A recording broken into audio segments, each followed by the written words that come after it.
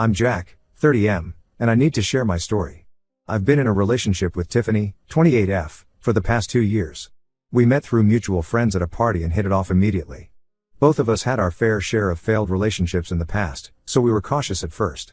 But as time went on, we grew closer and fell deeply in love. Tiffany and I don't live together, but we try to see each other as often as possible. Our careers keep us busy, but we always make time for each other. We talk every day, either on the phone or through messages. My friends think Tiffany is great for me, and her friends seem to like me too. Everyone says we're perfect for each other.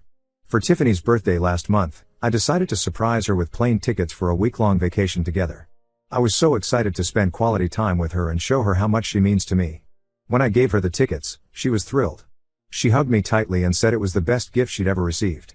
We spent the next few weeks planning our trip. We chose activities, looked up restaurants, and talked about all the fun we'd have. Tiffany seemed just as excited as I was.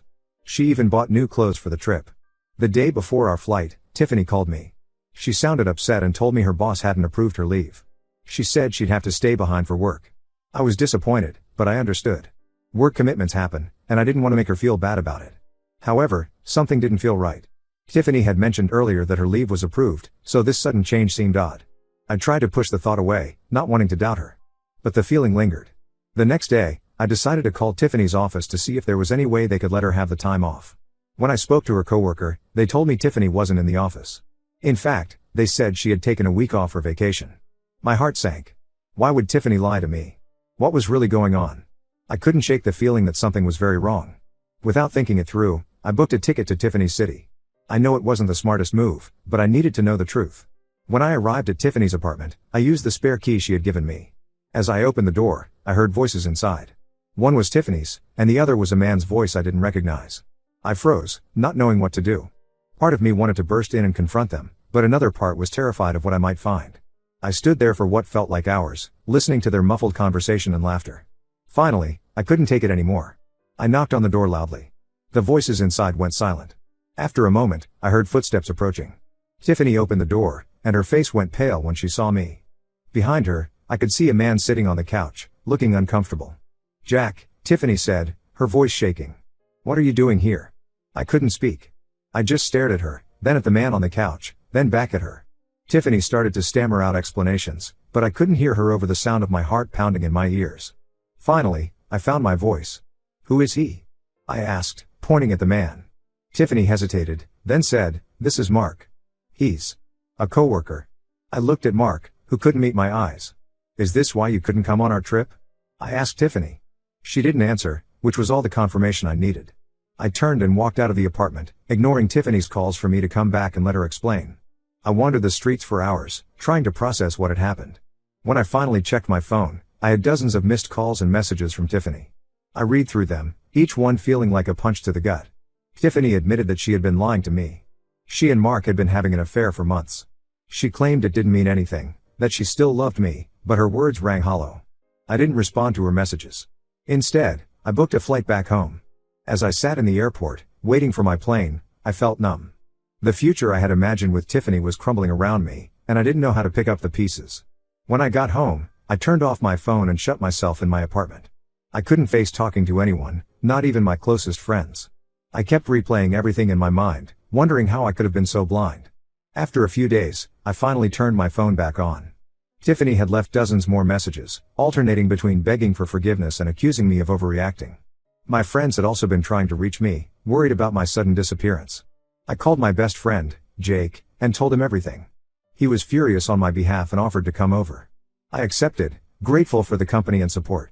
Jake arrived with food and beer, and we spent the evening talking. He listened as I poured out my heartbreak and anger. He didn't try to offer solutions or tell me how to feel. He just listened, which was exactly what I needed. As the night wore on, Jake suggested I block Tiffany's number, at least for now. He said I needed time to process everything without her constant messages clouding my judgment. After some hesitation, I agreed. It felt final, like closing a door on that chapter of my life, but also somewhat liberating. The next day, I woke up feeling slightly better. The pain was still there, but it felt a little more manageable. I decided to take Jake's advice and focus on myself for a while. I threw myself into work, grateful for the distraction. In the evenings, I started going to the gym, pushing myself physically to exhaust my mind. Slowly, day by day, I started to feel a little more like myself. But the betrayal still stings. I keep wondering if there were signs I missed, if there was something I could have done differently. The trust I had in Tiffany, and in relationships in general, feels shattered. I know I need to move on, but right now, it feels impossible. The future I had imagined with Tiffany is gone, and I'm left trying to figure out what comes next. I'm not sure how to trust again, or if I even want to try. For now, I'm taking it one day at a time. I'm grateful for friends like Jake who have been there for me. But I can't help feeling lost and broken. I hope that with time, things will get easier. But right now, every day is a struggle. I'm not sure what I'm looking for by posting this. Maybe just to get it off my chest, or to hear from others who have been through something similar. If you've made it this far, thank you for reading. Any advice or words of support would be appreciated. Update 1. It's been 3 weeks since my last post, and I wanted to give an update on my situation. First, I want to thank everyone who commented and sent messages of support. Your kindness has been a bright spot in a very dark time. The past few weeks have been a roller coaster. Some days, I feel like I'm making progress and moving forward. Other days, the pain hits me all over again, and I'm right back where I started. I'm trying to be patient with myself, but it's hard. A week after my last post, something unexpected happened. I received a message from Mark, Tiffany's coworker. He asked if we could meet to talk. At first, I was angry. Why would I want to talk to the man who helped destroy my relationship? But curiosity got the better of me, and I agreed to meet him at a local coffee shop. When I arrived, Mark looked nervous. He started by apologizing profusely for his part in the affair. Then he dropped a bombshell. Tiffany had told him she was single when they started seeing each other. He had no idea I existed until he saw me at Tiffany's apartment that day. I was stunned. Part of me wanted to believe Mark was lying to save his own skin, but something in his demeanor seemed genuine. He showed me text messages between him and Tiffany that seemed to confirm his story. In them, Tiffany talked about being excited to start a new relationship after being single for a long time. Mark told me he ended things with Tiffany immediately after finding out about me. He said he felt terrible for being part of hurting someone, even unintentionally. He wanted to meet me to apologize and to let me know the full truth. I left the coffee shop feeling dazed. On one hand, knowing that Mark had been deceived too made me feel slightly less alone in my pain. On the other hand, it made Tiffany's betrayal even more profound. She hadn't just cheated, she had constructed an entire alternate reality. I spent the next few days wrestling with this new information. Part of me wanted to confront Tiffany, to demand answers. But another part of me knew that engaging with her would only bring more pain. In the end, I decided to maintain my no-contact rule. Whatever her reasons, Tiffany had made her choices, and I needed to focus on healing myself. This new revelation has made the healing process both easier and harder. Easier, because it's helped me see that Tiffany's actions were entirely about her own issues, not any failing on my part. Harder, because it's shaken my trust in people even more. If someone can lie so thoroughly and convincingly, how can I ever trust anyone again? My friends have been incredibly supportive through all of this. Jake, in particular, has been checking in on me regularly. He's been dragging me out of the house, making sure I don't isolate myself too much. Last weekend, he convinced me to join a local hiking group. It was the first time in weeks that I felt genuinely distracted from my problems. Work has been another lifeline. I've thrown myself into projects, staying late at the office most nights. My boss noticed and offered me a chance to lead a new initiative. It's challenging and time-consuming, but it gives me a sense of purpose and accomplishment that I desperately need right now. I've also started journaling, trying to process my thoughts and feelings. It's helping me track my progress and identify patterns in my emotions. On bad days, I can look back and see that I've had good days too, which gives me hope. One unexpected outcome of this whole ordeal is that it's brought me closer to my sister, Emma. We've always been close, but she lives in another state, so we don't talk as often as we'd like. When she heard about what happened with Tiffany, she started calling me every few days to check in. Our conversations have been a source of comfort and stability. Emma suggested I might benefit from talking to a counselor, and I'm considering it. The idea of opening up to a stranger is daunting, but I recognize that I might need professional help to work through this betrayal. As for Tiffany, she's made a few attempts to contact me through mutual friends. I've asked them to respect my wishes for no contact. Most have been understanding, but one friend, Lisa, keeps pushing me to hear Tiffany out. It's straining our friendship, and I'm not sure how to handle it. Overall, I'm doing better than I was 3 weeks ago, but I still have a long way to go. The pain isn't as sharp, but it's still there, a constant ache in the background of my days. I'm trying to focus on the future, on rebuilding my life without Tiffany, but it's a slow process. I'm taking things one day at a time, trying to be kind to myself on the bad days and grateful for the good ones. I know healing isn't linear, and I'm trying to be patient with the process. Thank you again to everyone who's been supportive. Your words and stories have been a comfort. If anyone has been through something similar and has advice on moving forward, I'd be grateful to hear it. And if anyone is going through something like this now, know that you're not alone. We'll get through this. Update 2. It's been 6 months since my original post, and a lot has changed. I want to thank everyone who's followed my story and offered support. Your kindness has meant more than I can express. The biggest news is that I've moved to a new city for work. The company I work for offered me a promotion that involved relocating. At first, I was hesitant. The idea of leaving behind my support system was daunting. But after a lot of thought, I decided it was exactly what I needed, a fresh start. Moving has been challenging but rewarding. I'm in a new environment, meeting new people, and building a life that's entirely my own. It's been liberating to walk down streets that don't hold memories of Tiffany. My new job is demanding but fulfilling. I'm learning new skills and taking on more responsibility. The change of pace has been good for me, giving me less time to dwell on the past. I've also started therapy. It took me a while to find a therapist I clicked with, but now that I have, it's been incredibly helpful. We've been working through my trust issues and developing strategies for moving forward. It's not always easy, but I can feel myself making progress. As for Tiffany, I've maintained my no contact rule. She made a few more attempts to reach out in the months after my last update, but they've stopped now. I heard through mutual friends that she's moved to another state too. Knowing there's physical distance between us has helped me feel more secure. One unexpected development came about 3 months ago. Lisa, the friend who had been pushing me to talk to Tiffany, reached out with an apology. She admitted that Tiffany had been manipulating her, feeding her lies about our relationship. Lisa had finally seen through Tiffany's deceptions and felt terrible for doubting me. It was a bittersweet moment. I was glad to have my friend back, but it was another reminder of how deep Tiffany's lies went. On the relationship front, I've started dating again, very casually. I met a woman named Claire through a work event, and we've been on a few dates. It's nothing serious, and I've been upfront about not being ready for a committed relationship. Claire has been understanding, and we're taking things very slowly. It's nice to be reminded that there are good, honest people out there. My relationship with my sister, Emma, has continued to strengthen. She came to visit me in my new city last month, and it was great to show her around my new life. She's been my rock through all of this, and I'm incredibly grateful for her. I've also picked up a new hobby, rock climbing.